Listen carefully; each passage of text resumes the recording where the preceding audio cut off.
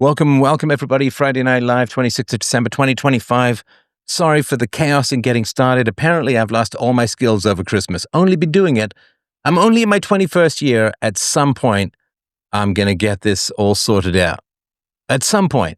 I like to think that I can wait for these kinds of things. So, of course, love to hear about your Christmas. Love to hear about what's on your mind. Philosophically speaking, we do have a caller. We have. Why do I feel something is not working that should be working?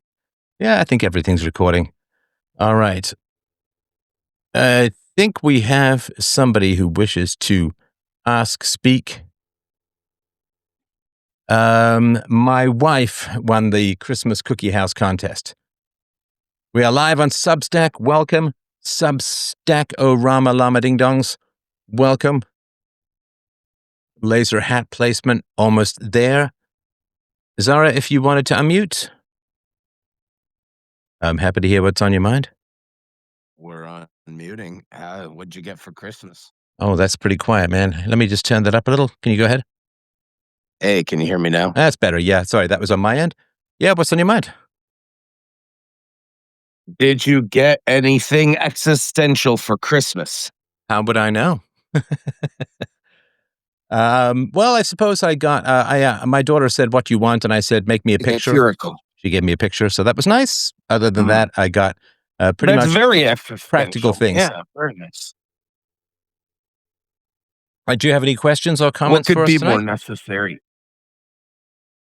That was it. You told me to unmute and just want to know what you got for Christmas. That sounds very nice.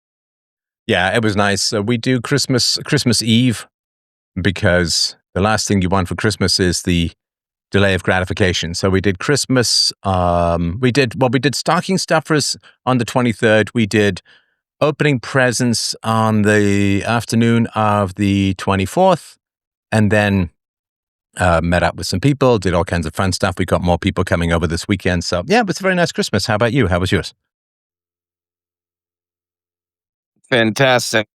Been debating an episode with a friend of mine lately, and so we got to talk about that over the phone. There's a little bit of echo coming. I don't know if my voice was too low, and now we had to turn the volume up.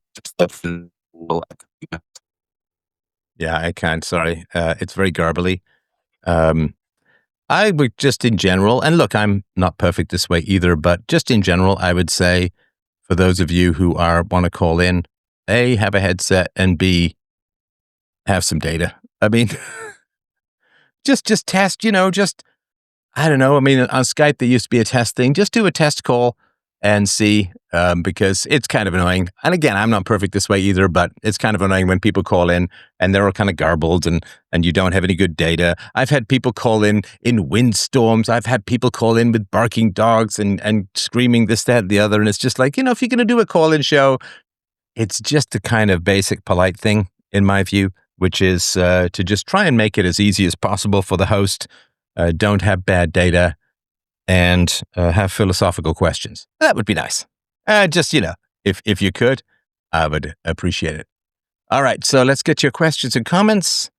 And again, I'm happy to take more calls. So the person who is helping me with the books, our good friend Zimph, is waiting for kids to come by. Yeah, so the Christmas Cookie House contest, I was the one on the left with the dead guy in front. I'd forgotten that he was there. I just never quite got around. What happened was my wife is a tidy bot. Do you have a tidy bot in your house? She's like a permanent Greek short-legged Roomba who just goes around and tidies things up like all the time. So what happened in my house was we started the contest and then we took a break. Now, when my wife's around, you don't want to take a break on anything because the immediate thing that happens is whatever you've taken a break on will get cleaned up. She's anti-entropy par excellence. And so the stuff got cleaned up, like all of the glue and the pieces so I just didn't get around to finishing it, didn't finish the guy. So we went a little bit unfinished, although my wife and my daughter were better. Mine was on the left. My daughter's was in the middle. My wife's was on the right. My daughter's was the one who had she had the diaper on the gingerbread man. Mine was the gingerbread man who apparently had fallen from the roof while hanging the Christmas lights. So I do appreciate all the thousands of people who voted, and there was great rejoicing in the land on the part of my wife. So a celebration that occurred somewhere around my kneecaps. I didn't hear much of it, but I heard some confetti noise floating upwards from the lower aspects of the planet that she inhabits. She's a little short, is what I'm saying. I'm like, don't get short with me. Never mind. You can get short with me.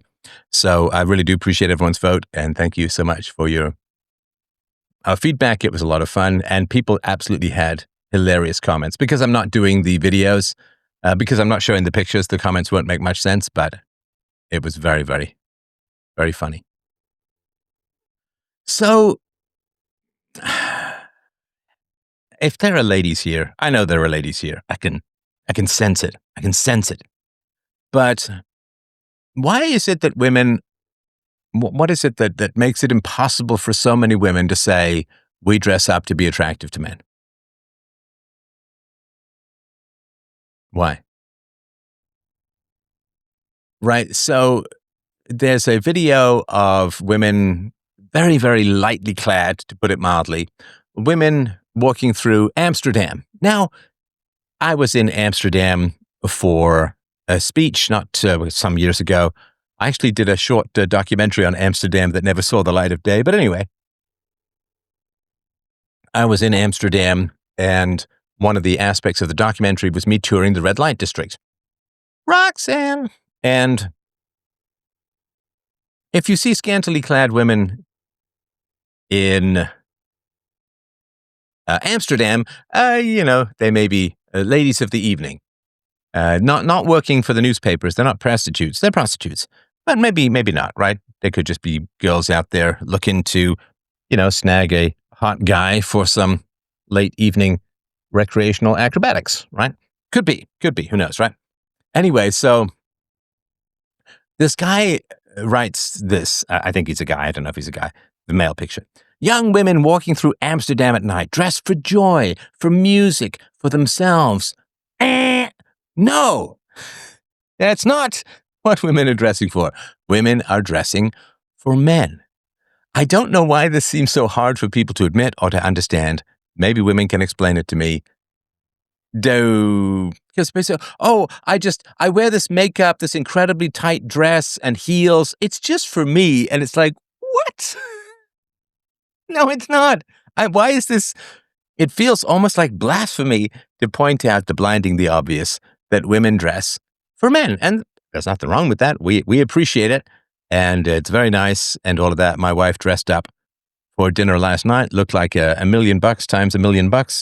And I, of course, was generally mistaken for her security guard as a bullet-headed, vaguely muscular guy who's a little past middle age. So I think it's lovely. She dressed, and she'll say, I'm dressed up to look good for you. Right. I love it. So why is it that women can't say this? Makeup, it's just for me. Why is it that, and maybe women are right to not talk about this kind of stuff. I don't know. But why is it that women can't just say, yeah, we dress up for male attention. We like male attention. And male attention is good, and male attention is kind of why we're all here, and we need male attention, we like male attention, we want to be asked out by guys. Like, why is it so hard for women to just say, yeah, we spend 2 hours getting ready, we get a tiny handbag, we get heels, which raise our butt up on a shelf, we have short, tight skirts, we do our hair, we pluck our eyebrows, we like all for male attention. Why can people not say this? And of course, you can answer this if you want to call in. That's fine. You can also answer this. Oh, why was the documentary on Amsterdam not published? The guy just, he went AWOL. Some people, like you work with them, and I was like, hey, we've got, like a dozen hours of footage of me commenting about Europe and Amsterdam and all kinds of cool stuff. And I've had this happen a couple of times. I did a 4-hour interview with a guy who was supposed to be stitched together, a whole overview of my entire philosophy, just vanished. I mean, the first documentary I tried to produce like 12 years ago, the guy who was doing my animation, people just vanish. I don't know if it's me. I mean, I've had business relationships that have lasted like 15 years, so I don't think it's me. But people just go AWOL. I don't know. Maybe someone got to them, man. I don't know. But Yeah, just the guy went AWOL and I couldn't get the footage, and I would have put it together myself because it was actually pretty funny. We did a pretty funny segment where I went to a sort of circus or a fun fair, and this was during one of the housing crashes. So, and I was making comments about all the people in the fun fair being yoinked all over the place, still having an easier time with the equilibrium than people trying to buy or sell a house. It was pretty funny. I had some pretty funny comments and jokes and observations about the red light district, and maybe it exists on a hard drive somewhere. Maybe it's all gone. I don't know. But yeah, it is kind of annoying when people are like, "Hey man, if you're going to be in Amsterdam, let's do a documentary together." I'm like, "Sounds great." And he mic'd me up and we spent a day and a night walking around Amsterdam. And I was talking about sort of the history, and I was talking about the rise of prostitution and what it all means and all of that. And I just never got. Never got. Never got. Somebody says, I just realized the other day how ironic it is that the best philosopher has a French name. It's a bit of a change from French philosophy, which all seems to be about dissolving the evidence of your senses and legalizing child sexual assault. Good evening, Serpenta. Do you have any topics for today? I do, but I'm certainly happy to hear yours. Love the Christmas speech from the other day. You answered many questions on my mind. Oh, thank you. Thank you. Which one was Laura Loomis' house? Does she live in Amsterdam? I did not know that. I know she lives in the States. Do you have any thoughts on this massive silver bull run that's been happening? I don't believe I've ever seen a 10% gain in a day. Well, people are panicking away from the US dollar, right? The current reserve currency ain't going to be reserve currency for amen too much longer. Doc Nimbus. What's on your mind? Hi, can you hear me? Yes, sir. Okay, so the thing is that women benefit off of the ignorance of men, and just like any system where somebody is trying to leverage advantage of the other person, the system benefits off of the ignorance as men as well. And I believe that most of the system runs off this idea that there is this Disney fairy tale like romance that men are tricked into essentially enslaving themselves by, to where they think that they have to get these resources and abide by these rules to essentially procure a mate. And women can only benefit in that exchange if men remain ignorant and men remain in a mindset where they are not aware that relationships are just simply a mutual exchange of self interest. And that's why women fight so viciously to ensure that nobody discovers this. And that's my answer. Now, I appreciate that. I feel that's a little bit of a shark circling rather than sinking its teeth in. So tell me in particular, I think I understand, but tell me in particular why women always say that they're dressing sexy and doing all of this, teasing their hair and putting the makeup on and spending hours getting ready and waddling around or stalking around on their giraffe toddler legs. Why is it in particular so hard for them to say that they're doing it to attract men? So yeah, just help me understand that a little bit more. I get the general idea, but I'm not sure how it specifically applies. Because then the illusion will be shattered, and then they themselves have to look in the mirror and admit that they're not necessarily good people. They're manipulating and leveraging situations to their benefit like everybody else. And some of them aren't even consciously aware of their own behavior. I think it's evolutionary, psychologically ingrained within them to do this. And it's also an involved behavior, because behaviors that get rewarded get repeated, right? Still not quite sure. I'm not quite getting the connection here. Again, I'm not disagreeing with what you're saying, but I'm not quite sure. So how does it harm women to admit that they dress up for male attention? Because then you can't play the game anymore without men being aware that they're being manipulated.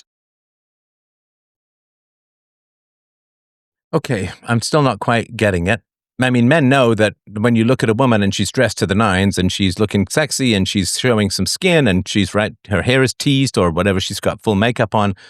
I mean, men know that women are dressing up to be attractive, right? Help me understand what men don't understand about that, or what revealing that women dress up for men, how that would destroy that. I don't think that the majority of men are aware that they're being manipulated to the degree that they should be with these behaviors that women engage in. Okay, I've asked 4 times now. I'm just getting sort of a repeat of the generality, so I'll try and take a stab at it and let me know what you think. So, if men think that women are dressing up for each other, that puts women, if men think that women are dressing up for each other and not for men, then it means that the men are not in demand. In other words, the women are all dressing up to make for each other. Therefore, the male gaze or the male glance or attracting the men isn't important, and that puts men at a disadvantage relative to women, because the women say, you are not part of my calculations. You are not who I'm dressing up for. Therefore, you have to work extra hard to get my attention. You have to show more initiative. You have to have more resources. You have to climb a high wall to get past my indifference that I'm not dressing up for you. Whereas if women say, well, of course, we're dressing up for men. If we want to attract men, we like men. We're sexual creatures. We're romantic creatures. We want men. Then men will feel more confident that they are of value in the equation. Whereas if women say, we're not dressing up for men, we don't care about men, we only do it for them ourselves or for others, then there's a higher barrier for men to overcome to get male attention, which makes the women feel superior or higher up in the hierarchy of attraction, if that makes sense. I never had to play any games to get the attention of women. If a woman wants you, she doesn't make you play games. You just automatically get access to her immediately and fully and sexually. That's part of the Okay, lie hang that they on, feed hang people. on, hang on. Okay. So what you're saying is that if a woman is attracted to you, she'll just what, jump your bones, or what do you mean? Yeah, absolutely. All the women that I've ever picked up and hung out with in my life, within the first 5 to 15 minutes of meeting them, I'm already procuring them and engaging in those types of activities. So hang on, 5 to 10 minutes after you meet a woman, you're engaging in sexual activities? Most of the time, I would say a good 85% of the time, maybe a half a day or a day later in rare instances. But the only men that I hear that are forced to play games with these women are the ones that women don't want. I gotta tell you, I think that's absolute bullshit that you can get women into bed 5 to 10 minutes after meeting them. I mean, they've done studies on this, Well, bro, where like if you male models will go up to women in a bar and try and get the women to sleep with them, and the women, 100% of the women say no. Whereas, 60, 70% of the men say yes. So, and the reason I'm calling you out on this is because I don't want men out there to think that there are other men who can just get women into bed in 10 minutes. Like this it's not a thing. That doesn't well, happen. That's there not real there unless there it's some is. drug addict in a bar and you're like, having some wretched sexual encounter with an STD, probability very high in some club toilet. But the idea that you are just going to go and meet a woman and sleep with her, and 10 minutes later, I mean, it's just not true. It's just not true. Well, if you were correct, then my entire social media accounts wouldn't be filled with women ages 18 to 22 who have done exactly that with me all over the nation and the planet. You can go check it out yourself. Okay, so how many women would you say you've slept with? At least over 120 by now. Okay. And how old are you? I'm 37 years old. Okay. And what's the longest relationship you've ever had? 7 years. Okay, so we take 7 years out of that, and you've slept with 120 women. And why didn't you? I mean, do you ever want to get married and have kids? I've had plenty of kids. I have over 8 sons right now. Okay, what about getting married? I don't think that's in my benefit because then the power would be not in my favor. That gives the power of the state leverage over my life, and I don't want to. Okay, so you have 8 sons, or you have 8 sons. How many kids as a whole? 8 sons. Oh, so you have 8 kids. They're all sons. You have only 8 kids. Yes, correct. Okay, and how many different mothers? 8 different ones. Okay, and do you make enough to take care of these 8 different families? Yes, I run a cybersecurity engineering contracting company. I have for many years, and I do a lot of other things, including own, buy, sell land and property. Okay, so what is your financial obligation on a monthly basis, just out of curiosity, for these kids? The women I choose are very frugal and they're very smart with taking care of children. They don't require a lot, but they also don't have to work because I take care of them as well. Okay, that's not answering my question, though. You're telling me how much for each one? No, no. What's your total monthly expenses for these 8 families? Just roughly, is it like 20K, 50K? What are you spending per month on these 8 families? Probably about 15 to 20K a month on all my kids in total. Yeah. Okay, so you're spending $250,000 a year for these 8 families, right? Correct. Absolutely. Okay, so let me just do a little math here. So you're sending about 2 grand a month to each one of these women, right? Yeah, absolutely. And are these geographically scattered or in one central location? They're geographically scattered So how much time are you able to spend with each one of your sons every month? as much as I need to make an impression on them as their father. Okay, you don't know how much each kid needs, so just give me an hour. Like, do you spend 10 hours, 20 hours, 5 hours with each son over the course of any given month? Whenever I come around, that's pretty much what it is. I'm all over the United States all the time. Okay, so you really don't spend much time with your sons. So you are having your sons be raised by paid for single mothers, right? I guess if you could put it that way, but I No, no, mean, no. Don't at get the don't sure. get feminine on me, bro. Don't give me, well, if you put it that way, I mean, you're paying for their mothers to raise them and you barely see them. So your sons are being raised by paid for single mothers. In fact, if they were single mothers and you were around, if you had one son and you got him 25 or 50% of the time, you'd be seeing them a whole lot more. So you have abandoned your sons to be raised by single mothers who you pay 2 grand a month to raise them. I assume that the way you're saying things is highlighting what I've done as bad, and I don't see it as that. I'm sorry, did I say it was bad? I'm simply stating it for what it is. Oh, okay. Well, that's fine with me. Okay. So do you know what the outcomes are? And I assume, do these 8 women who have your 8 sons, do they have other children or just one of your sons? Just me. Okay, so you have 8 sons with no siblings being raised by 8 single mothers. Do you know what the outcome is in general for only children who are sons raised by single mothers? The outcome with me was fine. No, I no, no, turned out no. well. We're trying to get the focus off you for like 30 seconds. So, what are the outcomes for single sons of single mothers? What is their life outcome in general? Is it good, average, or worse than average? Oh, I'm aware that the statistics are worse than average. I know what you're talking about. Okay, great. So, how do you square with your conscience the fact that you have handed over 8 sons to 8 single mothers with no siblings when you know that the outcome is pretty terrible on average?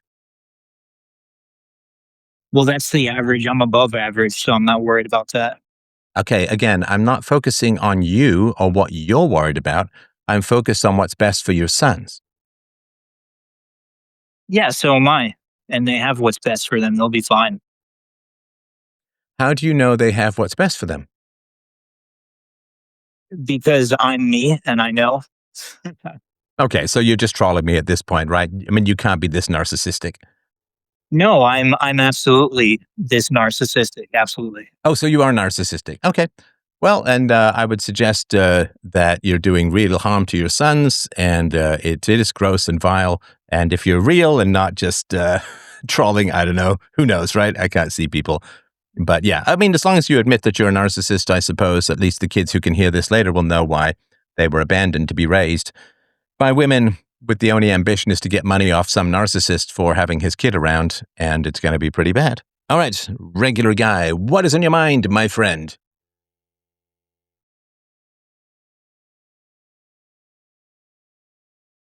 Hello, hello. Question. All right. Oh, Yeah, go Okay, ahead. wait. Okay, hey, thank you. I just wanted to comment on the girls dressing up and the reason why they can't admit it. That seemed pretty simple to me. The reason why they can't admit it is because they have a built-in anti-slut defense, and that triggers it. So they feel the need to defend themselves if they're ever questioned about why they're dressing up sexy and whether it's for men or not. It's because they don't want to look like sluts because they care about their social levels. Well, but you can dress up nicely. You can even show some skin without looking like a slut. So I'm not sure Sure. it's all just slutty stuff.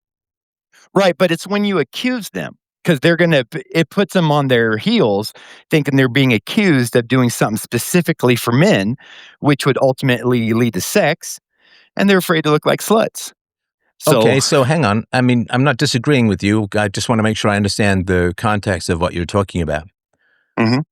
So a woman can dress up nicely, can dress up in a sexy way without it being for a one night stand with the walk of shame, breaking off a heel in the subway grate and waddling home with her mascara running down her face and God knows what in her hair, right? So sure. a woman can dress up nicely, can even dress up in a sexual or sexy manner, and it could be with the goal of procuring a long-term boyfriend that might lead to marriage and so on. So dressing to attract a man doesn't mean automatically, of course, dressing for a one-night stand and being a slut or things like that. And Sure, even the sure. women who dress up nicely with the goal of having a boyfriend seem to be unable or unwilling to admit that they're dressing up to attract men. Right, because that will make them look like a slut. And it goes along the whole spectrum. Like, women won't admit that they're doing anything to procure sex because they are No, but afraid. sorry, this is the point I'm trying to make. Women can dress up to look good to attract a man when their goal is not sex alone. Sh Sure, but ultimately, that's where that's where it leads, is No, no, no, sex. no, no, no, no. Come on. Attracting the opposite sex doesn't just lead to sex. Eh, I mean, that's well, so and even if the women doesn't expect to have sex with that person, they could feel when that person wants to have sex with them, and I think that's why they like to dress up too, because it gives them sort of a buzz because they know. I mean, just about, especially when they're really sexy, just about every man that walked past them has a sexual feeling, and I think that transit. I think they could sense it, and it makes them feel good, and they don't want to admit to that, but I think Okay, so that's what's look, happening.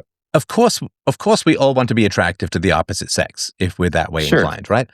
So, Hmm. men, if you say to a man who's going out for the night, put some gel in his hair and you know, um, puts on his most expensive watch and a really nice shirt and slacks or whatever it is, and shows up to the club in a nice car. And if you were to say, "Well, why are you putting all this effort in?" What would he say?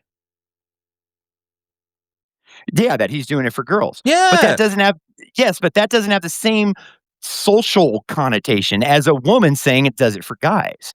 Because it's okay for guys to go out and unlock lots of doors. But women don't want to be unlocked that easily. Okay. So, So are you they saying that the only way? Are you? Sorry, I just want to make sure I understand what you're saying, and maybe this is a bit of a. You sound younger than me. It could be a generational gap. So, women, when I was younger, women dressed up and looked good. And it Mhm. wasn't just so they could fulfill this last guy's imaginary fantasy of 10 minutes and we're into bed, which is just a complete lie. I don't think he was a real guy at all. Just some AI man whore. that was crazy. Yeah, that was funny. But, and I don't want men out there thinking like, oh my God, other men are bedding women within 10 minutes. It's like, no, they're not. No, they're not. No, they're And not. if this No, guy's they're running not. an entire company, he knows how to answer a simple question about finances. So anyway, I mean, I just thought it was Mhm. it was a kind of funny role play. But so women dress up nicely to attract men, and they have done so all throughout history. And it's not just for sexual access. It is to attract a man so you can exchange numbers, so you can go on dates and this and that and the other, right?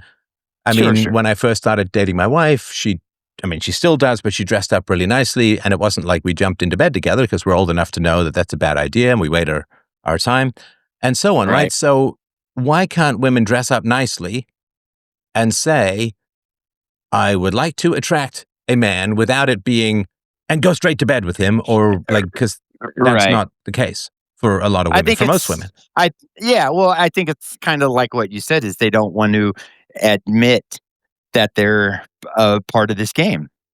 That they So they don't want to that admit that they like and need men.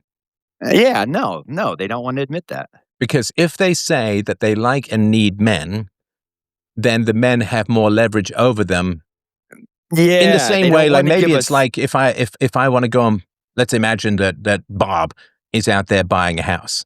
Now, if the Mhm. guy knows that Bob is homeless and living in his car, right? Then or whatever, right? Or Bob is about to have his wife is about to have triplets and he's living in a small apartment. Let's say something more realistic. Then Bob really needs a house. And if Bob says, "Oh yeah, I love this house. This is like the perfect house for me," blah blah blah, then the seller has leverage because Bob has expressed need. And so if the women say we're dressing to attract men, then the men have more leverage because the women have dressed up for them, so to speak. Sure, Is it sure. something like that? I think so, probably. So Yeah, playing they hard to just. get is a way Yeah. of like if somebody wants you to come and work for them, and you say Mhm. no, I'm really happy where I am. I'm not really looking for a new job.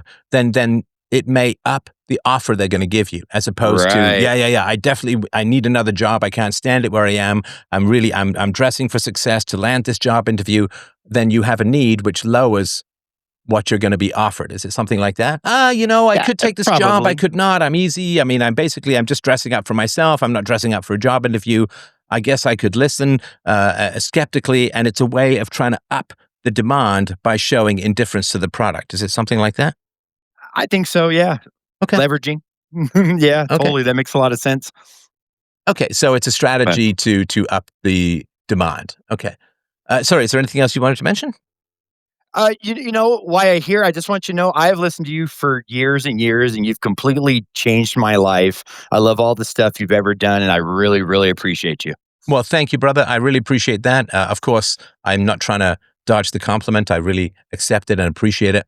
But That's let's okay. say that I write a recipe book. You still have to cook the meal and do the diet. So really, Yeah. give a nod to myself. Take a bow for yourself. That would be You my know what? You're suggestion. saving you're saving a bunch of kids. You're saving a bunch of kids from terrible childhoods, and I really appreciate you. I appreciate that. And I would also, one of the reasons I wanted to bring this topic up is don't be with manipulative people. And so, Totally. yeah, if a woman says, "Oh, I don't like dress up for men. Like I dress up for myself. I dress up because it makes me feel good. The makeup is just for me." It's like don't date her. Right. Yeah, just don't date her That is because that is a a lie. manipulative person, man. That's somebody who cannot be. Yep. If they can't even be honest about why they're wearing makeup, like why do I work out? I work out because I'm in a monogamous relationship with my wife and I want to look good for her, and I think I have a good brain and I need to take care of it and be healthy. Like that's why I work out. I don't like working out. I don't enjoy it. I don't thrill at moving metal, but I work out for my wife. I work out for my health, and I don't mind being trim and looking good. I think that's fine. But I Totally. just work out for me. It has nothing to do with anyone else. It's just so that I can look at myself in the mirror and pose. And I just like seeing the little vein that goes down my bicep, or as I like to call it, the monstricep. Like, of course, I work out for other people, and there's a little bit to do with my health and myself. But that's a lot. So I think just being honest is really important. And if there's a woman who can't even admit why she dresses up, which is to attract men, and not all men, but a certain type of men, if a woman can't admit that, I mean, why would you want to get into a relationship with her? The odds of her being honest and direct in your relationship as a whole, if it starts off without people telling the truth, it doesn't get better from there. No doubt. No doubt.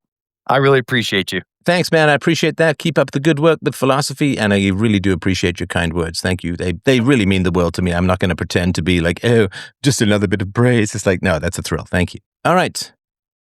Noah, are you out there in Africa trying to get people to join your arc? I think that's going on at the moment. Did he come? Did he go? Hey, did he just vanish? All right, let's give him a sec to come back, see if he shows up. If not, we go to J23 something something. My eye's getting old. All right. What is on your mind? If you want to unmute, I'm all ears. Yeah, I just quickly playing the devil's advocate. Women, just kind of this devil's advocate. I think in some cases they might dress up for themselves. Only this one observation: women have more of an abundance mindset than men. Meaning, like an average girl can get more attention from the opposite sex than an average man can get from like the opposite sex. So tell me, and I think we talked today earlier, which is nice. But tell me about the abundance mindset. What does that mean?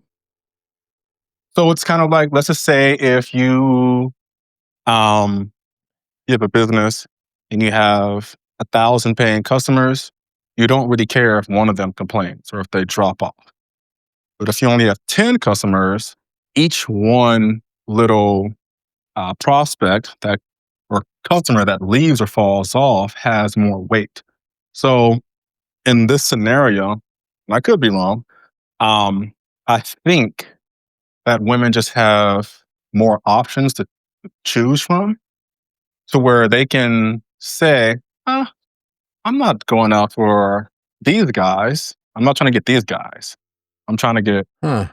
Yeah. this And guy. I think that's interesting. And I think the thought just struck me, and tell me if it's complete interruption to your thought or whether it's complementary, is maybe it's a simp filter. So if a woman says, I don't dress up for a man, I just dress up for myself, maybe the man she wants is like, no, you don't. No, you don't. Come on. I mean, I get you got to say that, but let's be honest. That's not, you dress up for men, but not for all men, just for a particular top tier of men. But, and so maybe it's a simp filter. I genuinely believe that women's addiction to astrology is a simp filter. Because if a woman says, well, the reason that I'm sometimes moody every third Tuesday is because Venus is in the abscess of Uranus and is doing its rotational spin like the ShamWow guy.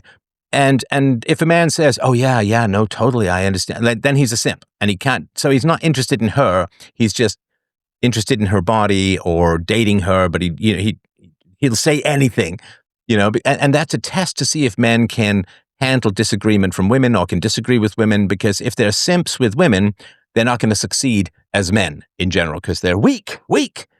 And I remember a woman, I've said this before, who I dated, who talked about her psychic abilities. And I said, the amazing Randy has like $1 million in Vegas. We can fly down tomorrow. Hey, I'll split it with you, man. $500,000 would go down pretty nice and easy.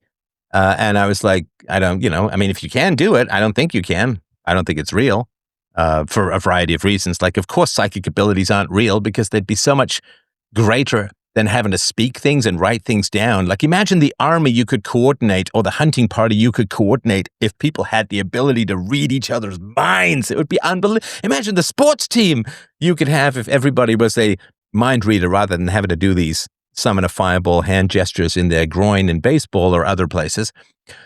So, of course, there's no such thing as psychic phenomenon. And I was basically just calling her out on that and saying, yeah. And we dated after that. And she showed me quite a bit of respect because she was very attractive. And the fact that I was willing to say, well, bullshit. I mean, come on, with all due respect, that's fine. I mean, it's nice that you say that kind of stuff, but it's not real. Like in the same way women have, the secret. I just ask the universe for things and lo and behold, and it's like, do you find that when you ask the universe in a low-cut top, the universe tends to respond a little bit more? Do you find that the universe responds to you more with longer hair, more makeup, or shorter hair and no makeup? Because, the universe shouldn't care what kind of makeup you have on, but somehow it really seems to. So I think that women saying absurd things is kind of a shit test for men to see, are you a simp or are you going to disagree with me but not get angry? Right? Because if the woman said, well, I'm psychic, and I was like, oh, that's bullshit, that's ridiculous, how could you possibly say that's absolutely stupid? Then it's too aggressive, right? But if I say, yeah, I mean, come on, it's not real. I mean, if it's real, let's go pick up the $1 million, but it's not real. It doesn't work that way. And I'm like, how do you know? You haven't tried it, right? So if you can be kind of good-natured, but call out the nonsense, then I think that women are like, okay, so he's not a simp, he's also not overly aggressive, and he can also disagree with the kids and manage them when they're teenagers and so on without getting too aggressive and without just bending down before everything, because women like having power over men, but they're never less happy than when they achieve it. Oh, I agree. I wasn't sure if I put you to sleep or not. No, you're good. I agree with that. That makes a lot of sense. It's kind of interesting because this is not just putting the blame on men, but I feel like a lot of dudes will just orbit a chick and agree and simp for her. And it used to irk the hell out of me. Like, have some balls, have some respect for yourself. Well, have some respect for the truth and don't. It's an insult to women to say, if I tell you the truth, you're not going to be interested in me. Now, of course, there are some women who are like that, but you don't want to be around those women because they're manipulative hags with no soul. So you want to be honest with women. And, if there's a woman at karaoke and she sounds like the proverbial dying cat parade and she says, how did I do? And you say, oh, it was glorious. Music to my ears. Beautiful. Right. Then you're just kind of lying. If you say, you put a lot of passion into it, but I wouldn't say it sounded particularly great. In fact, kind of was bad. Then that's fine. That's just being honest, right? And I think that women, because there's this thing that I see all the time on X and other social media, which is women just, doing their bird hands, saying the most absurd nonsense with the most ridiculous amounts of makeup on, known to man. And it's just a way of trying to get attention and trying to get men interested in them. They're just saying absurd things with heavy makeup and filters, always in their car with the brain-pecking bird hands and stuff like that. And it's just a weird mating display to say absurd things to get male attention, to get viral, to get shared, and to get this kind of a focus and attention. Maybe you'll get the guy you want, but it is just a weird thing that goes on these days, which is women saying crazy stuff with heavy filters on in cars to just get male attention. And of course, it gets all the wrong male attention. So yeah, when women say this kind of crazy stuff, then my general habit has been bullshit, right? Sort of like the guy who was like, I sleep with women 10 minutes after I meet them. I'm like, no, you don't. No, you don't, unless you're paying them. And also, I don't believe that he has 8 sons. Only sons. I'm that manly. I only produce males. But yeah, so I would just put this out there that when women say absurd things, and then you point out that they're absurd and you don't believe them, but you do it in a way that's not like hostile, I think that's actually kind of a relief for women because they can then offload some of that reality processing stuff off to men and focus on the stuff that they're really good at, if that makes sense. It does. It does make sense. I had it's kind of a sidebar, still related. I read on the Atlantic, might have been like 10 years ago, a couple of things. One is how testosterone levels are dropping in men. And then secondly, how being on birth control like rewires a woman's hormones it rewires her attraction circuits apparently to what she's attracted to. Some are related, but not entirely related to the topic. Yeah, I've certainly heard that women tend to want softer, more feminine men when they're not ovulating, and then tougher and more masculine men when they are ovulating, which is the alpha fucks, beta bucks kind of idea. Definitely, there are. I'd sort of heard yes or no about the testosterone dropping. Sort of looking into it a little bit more. U.S. men's testosterone from the late 80s to the early 2000s, it's going down about 1% a year, independent of aging, obesity, or smoking.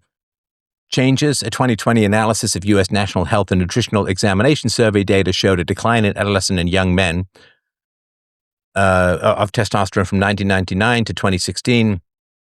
Average total testosterone dropping from about 605 ng per deciliter. I don't know what that is. Ng per DL. From 605 to 451, about 25% decrease over those about 2 decades. This held even after adjusting for BMI, and even normal mate men showed the trend. More recent reviews and meta-analysis confirm an ongoing gradual decline of about 0.5 to 1% per year in healthy men. And that is, now, in normal aging, you get about a 1% drop per year after age 30 to 40. Your testosterone drops when you get married, and it drops again when you have children. So which is kind of what you want. You want to be out there being aggressive to get a mate, but you don't want to retain those high levels of aggression when you're around children. Otherwise, the children are going to end up being catapults in a trebuchet or something like that. And so some of it is rising obesity and BMI, sedentary lifestyles, less physical activity, processed food for phytoestrogens, lower fat intake in some cases, of course, plastics, pesticides, female hormones in the water supply, marijuana use, stress, sleep disruption, and so on. There's a lot of So it's a gradual. So most men still fall within normal ranges, but averages are lower, and more men may experience symptoms like low energy, reduced libido at younger ages. So it is a very sort of real. It is a very sort of real thing. Testosterone is like a muscle, and when men's life gets too easy, we don't do well in masculinity. That's why I wrote earlier today. I think a lot of men in particular, sort of emptiness and depression and stuff like that. And my obviously amateur opinion comes from this weird belief, like life should be peaceful, man. Life should be easy. It should be fun. And it's like, no, you're a bro. You're a man. Life is fights. Life is battle. Life is combat. Life is conflict. That's the way that it is. It's what we're built for. We're built for, we can keep it verbal, we can keep it intellectual and so on. Oh, I guess you can join boxing clubs if you want it to be more physical or some sort of jiu-jitsu or martial arts thing. But no, life is not supposed to be peaceful. Life is supposed to be conflict, combat, and fighting.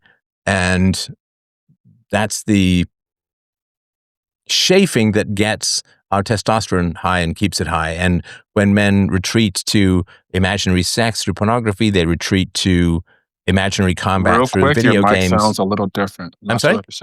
I'm not sure if it's me, but your mic sounds a little different right now. My mic sounds... It might just be me. I'm not sure. Yeah. No, it's the same mic. So yeah, if it's all imaginary stuff, at some point your body catches up and says, okay, well, none of this is real.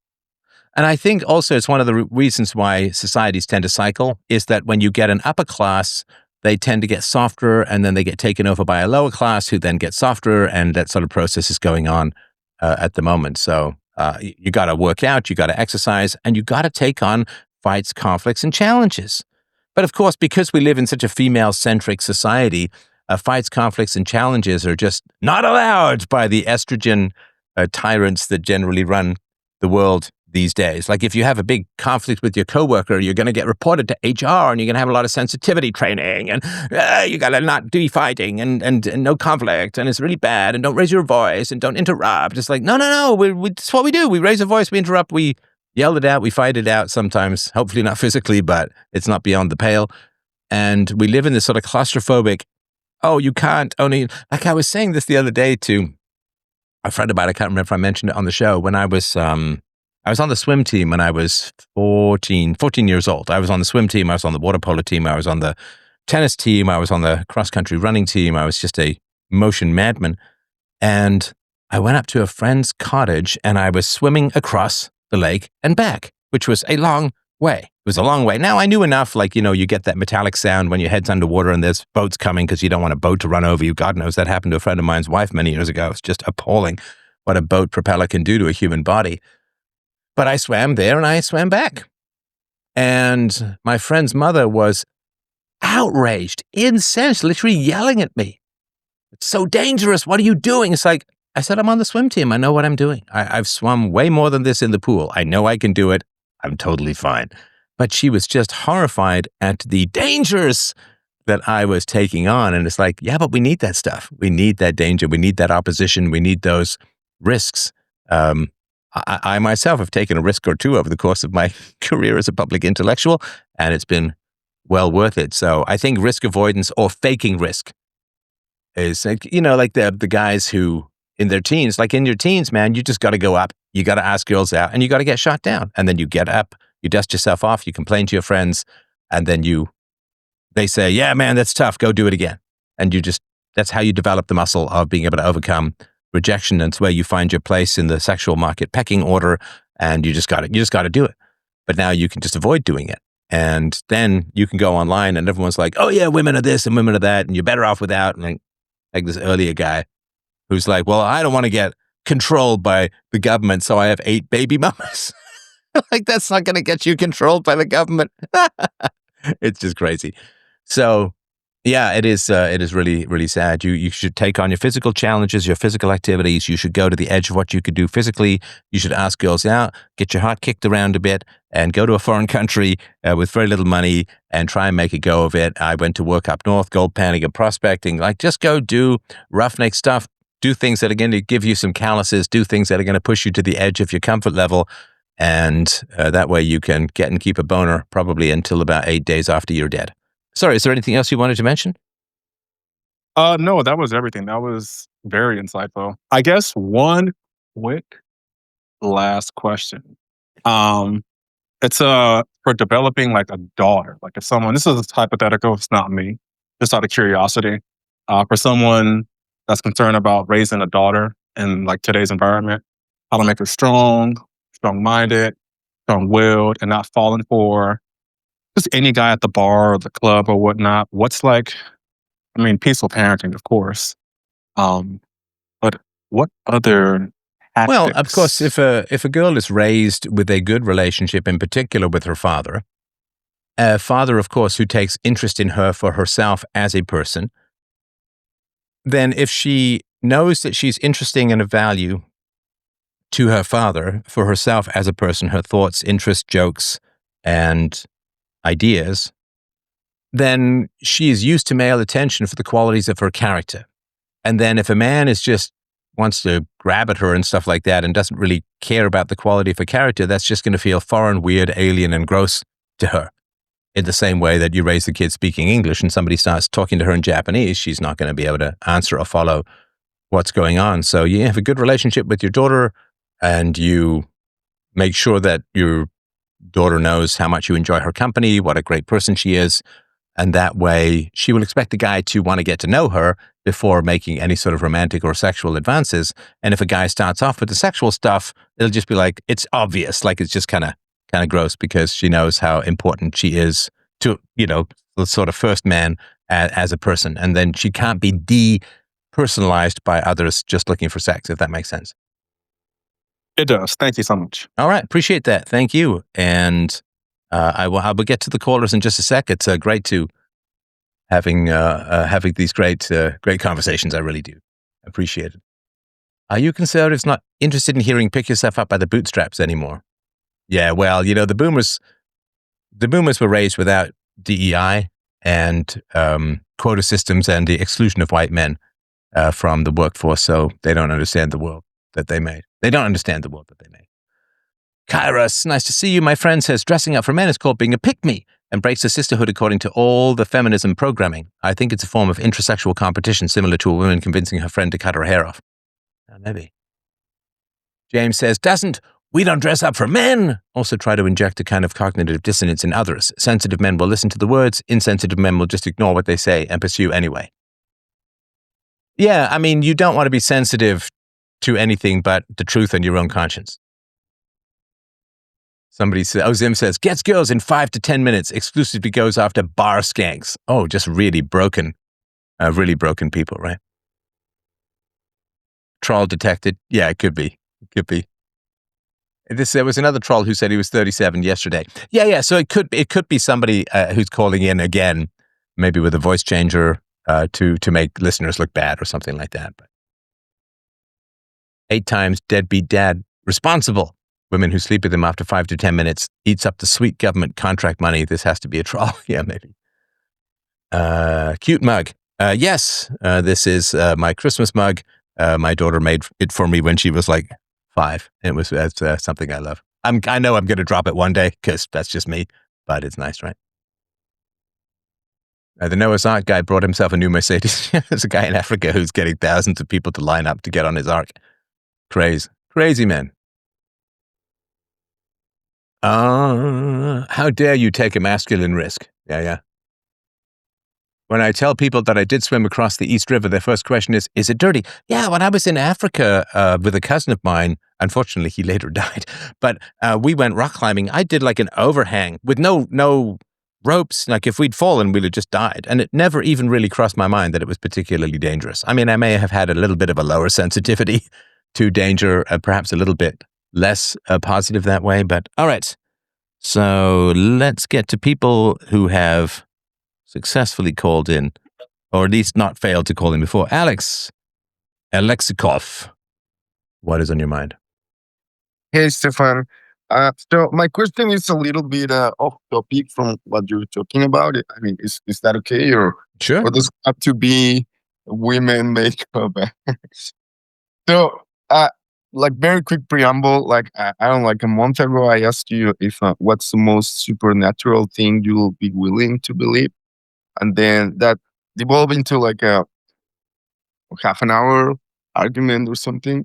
I mean, it's just another question that I like to hear your take on, but it's not about arguing or who's wrong or right or whatever.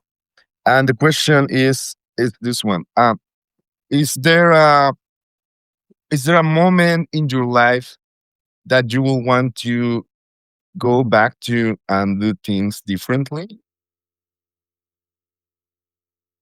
I'm not, yeah, I mean, I sort of get that idea that, if I could rewind and do things differently, there's an old saying which says, never underestimate how much worse luck your bad luck has saved you from, right? True. So in the past, you'd say, oh, this girl, I love her. And she broke up with me and it's really sad. But, every girl who I broke up with or who broke up with me paved the way to my wife, who is like the best woman for me that God himself could invent. And so I don't really think too much about those kind of things. You know what? I do sort of think back and say, when I was a teenager, I wish I'd gotten the kind of instruction that I try to give people. One of the things I do in the world is I try to be kind of a resource for young men and women that was missing when I was a young man. And to provide what you were denied is really the best thing that you can do with bad things that have happened. So, yeah, I mean, I could certainly say, oh, I shouldn't have done this or I shouldn't have done that and so on. But given that I'm sort of very happy and content with how my life, I wouldn't say has turned out because that sounds like it's really the end of the road, but how my life is turning out is good and positive. I think I've done maximum good in the world.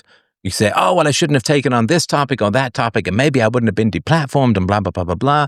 But yeah, but deplatforming got me back into reading and writing novels, and it got me a real tight community for a while, and it helped me appreciate being back and all of that, at least to the limited degree that I am. So you can't know before you know, and given that I'm happy where I've ended up, it's tough for me to complain about every twist and turn or any twist and turn, because if I were to go back and change decisions that I made in the past, I might not end up where I am now, which is kind of where I want to be, if that makes any sense. Yeah, yeah, it makes a lot of sense. What will be your advice if there's someone who has like something that deeply regrets, like, I wish I had done this in a different way, and that can be very that can consume your mind if it's something that um and I'm not talking like you committed a crime or something like that, but just like decisions. Because sometimes, like, when you look at your life in retrospective, you figure out, like, okay, maybe this would have been a better choice for a career or whatever.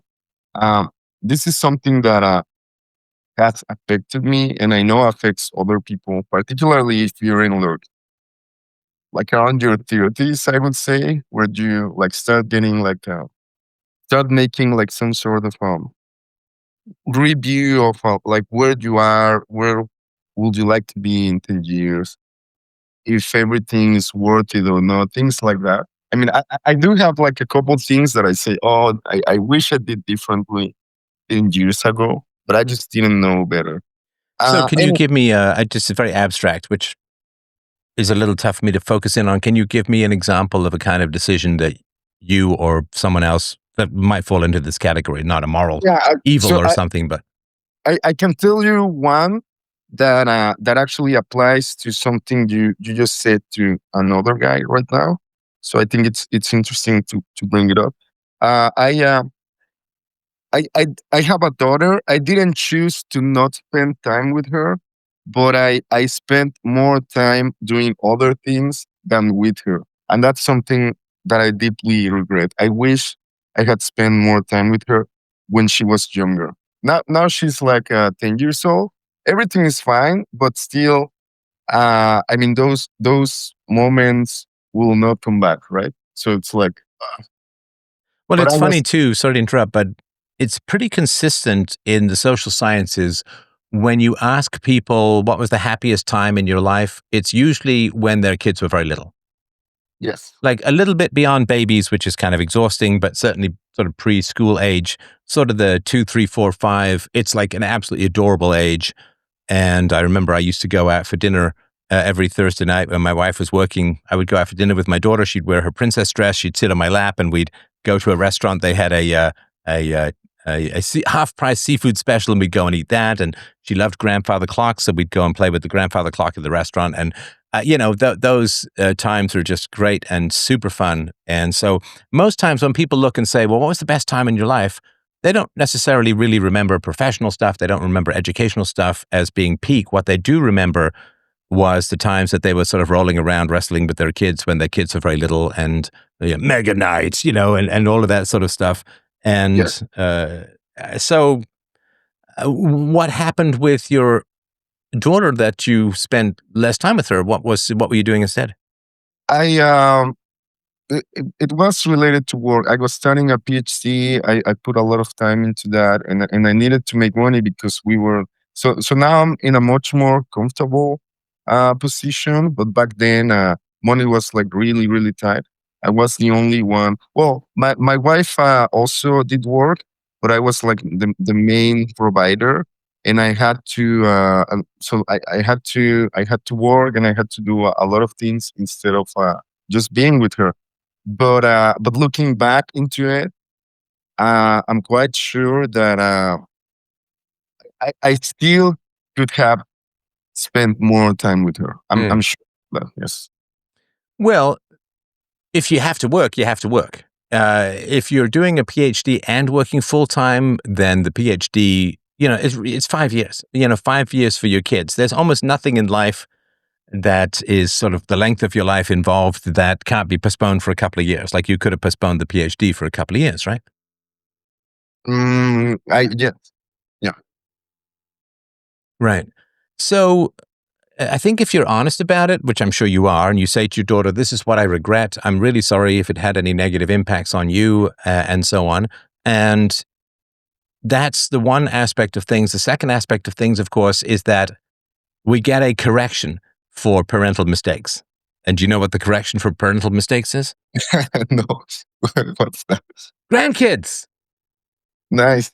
Yeah. Grandkids, which is why a lot of people who weren't, like, I'm not putting you in this category, but a lot of people who were kind of indifferent or maybe even abusive parents have a do-over, like a whole mulligan with the grandkids. And doing better with your grandkids is how things should be, but you should also be honest with your kids about what you've learned in the interim. And it's nothing wrong with apologizing for kids for what you've gotten wrong and what mistakes that you've made. I mean, I've certainly said to my daughter, like, I'm sorry for those, weeks when sometimes I was in full combat with the entire planet, like splashed all over the New York Times and inquiries and hit pieces coming fast and furious. And, that was a time when I was less emotionally available to her and all of that. So, good, bad choices, whatever. I can say yes, but I was trying to make the world a better place. But, that's not something she understood as a little kid.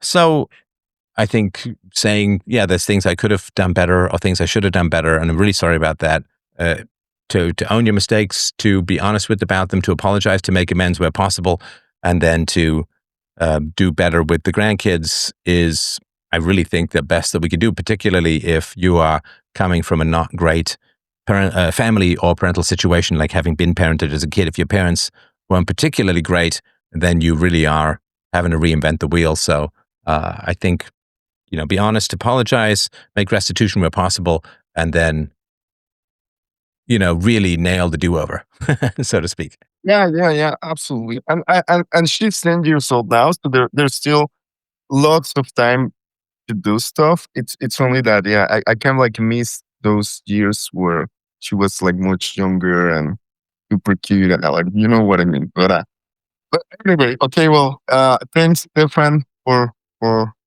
your answers, and yeah.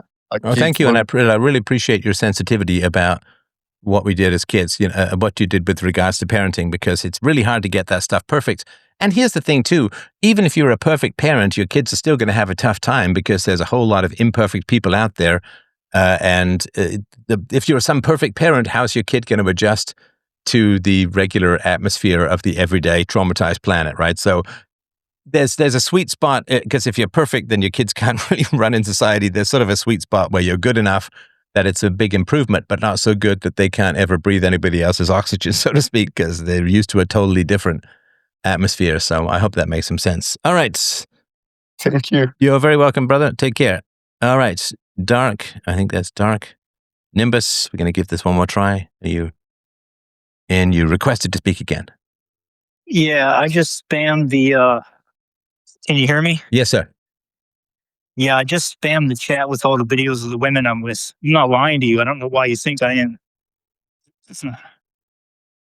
Okay, why would it matter if I didn't believe you? It matters because I'm not safe, and it also matters because the reason why you're in denial is because women didn't choose you, and it makes you mad. Well, women didn't choose you either. No, they did. In No, fact, they dozens didn't, of them. because That's well, why you got married, because they never chose you. is this a level? I guess you must spend a lot of time around women to think that this sort of nonsense, this sort of Way pathetic more chess. than you, and I understand them a lot better than you ever will. Okay, all right. Why do you think that you would come across this punchy and aggressive? Because it's in my nature to be that way. And I would call what I did genetic success. Okay. Well, I mean, you certainly have more kids than I do, without a doubt. I would say that abandoning kids to be raised by poverty line single mothers is not going to result in success for your children. No And one it's- abandoned them. We'll see who places bets where in 10 years, buddy. Check on me. You'll see. Well, I can tell you one thing I'm not going to be doing in 10 years is checking on you. I can absolutely, absolutely guarantee that, because you don't really spend enough time around quality men. You won't have a choice because I'll be everywhere. Okay, so narcissistic and megalomaniacal. That's a delightful combo. All right, Noah, let's bring in. And the idea, too, this is a guy who thinks that spamming pictures, I didn't see any pictures, but spamming pictures of women proves all of this. I don't know.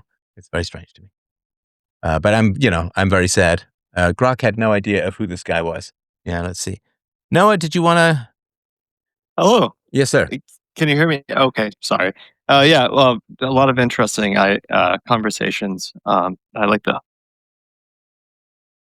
Yes, okay. Would you like to add to them? Really? Are you with me? Are you with me? All right. I think I'm going to have to add Noah to the block and remove list, because I think he's tried to come in a bunch of times before. All right. So, yeah, it's kind of interesting to me, again, if this guy's real and he's got 8 baby mamas with, that's just wretched. That's very sad and very, very tough for his kids.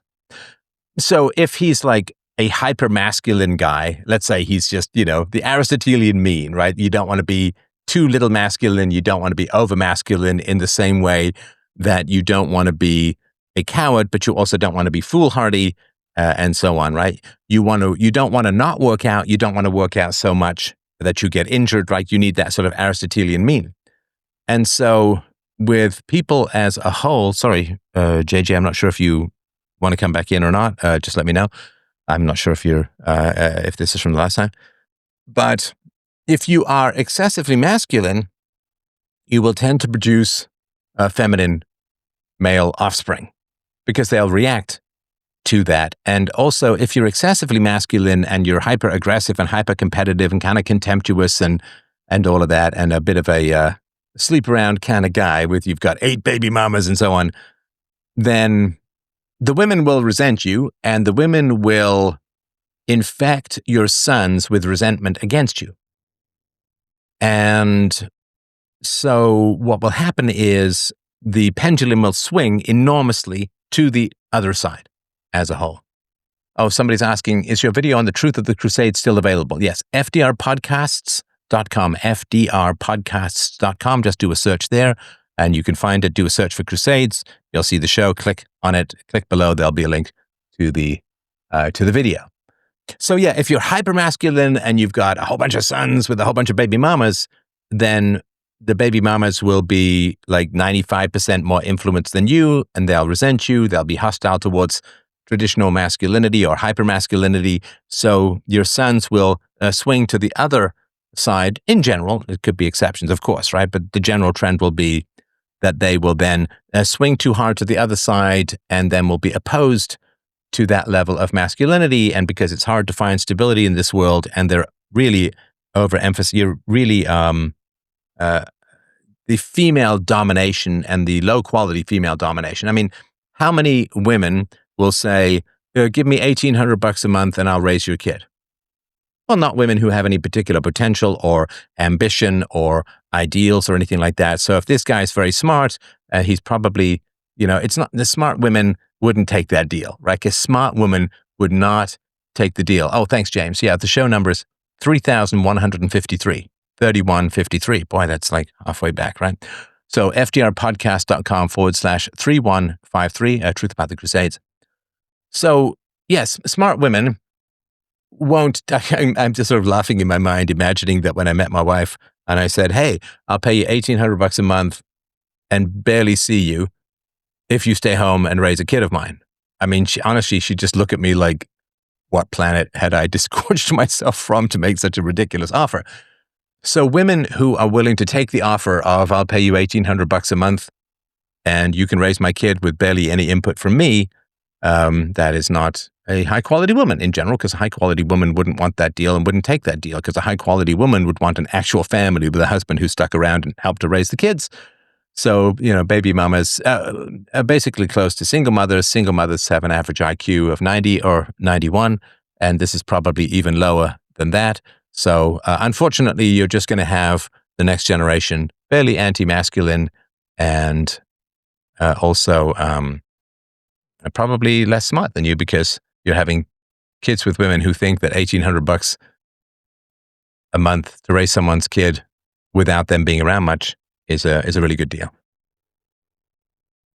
Right. Let's see here. There was something about Andrew Wilson. What did I miss here? Oh, I have scrolled too far.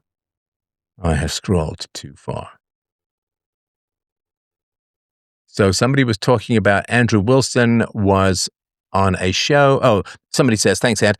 Did you see the PBD podcast? Andrew Wilson has a lot of praise and respect for you and wants to debate you. I mean, I would love to debate with Andrew Wilson. He is a very smart guy who always shows up on Piers Morgan as if he is somehow living in Satan's armpit. I'm just saying, bro, get a little lighting. It's really cheap. You don't need much. I have 2 lights here and all of that. And it's not easy to light my forehead, because if you light my forehead incorrectly, I look like that diamond ring that happens with a solar eclipse. So to smoke and to debate from Satan's armpit, he is a very skilled debater, a very smart debater. He actually has a whole debating course, by the way, if you wanted to know. He has a whole debating course. I have artattheargument.com. He has a whole debating course. He's very learned and smart and wise at debating, and a very good thinker on his feet and so on. So I would like to see him debate maybe slightly more skilled people, but that's of course a lot of the own destroyed stuff. So yes, Monsieur Le Wilson, if you want to reach out and touch me. You can email support@freedomain.com, and I'm sure we can have, whether it's a great chat or a debate or something like that would be fine. Universal morality, I would love to debate that from a religious versus a philosophical perspective. I think that would be just excellent. All right. Any other last questions, comments, issues, problems? I think, we can have a bit of a shorter show today. I did a lot of work on the show today, and a call-in show this morning, and all of that sort of stuff. Got some great call-in shows coming out shortly. I hope you will check those out. I'm sorry, we've been a little light on the call-in shows because a lot of people are doing private call-ins. freedomain.com/call. Feel free to set one up. You can do a public call-in show. We can disguise your voice if need be. You can stay off names and places. You'll be anonymous for the most part. Or, if you keep things generic and we change your voice, nobody will know who the hell you are. So freedomain.com/call. Thank you, everyone.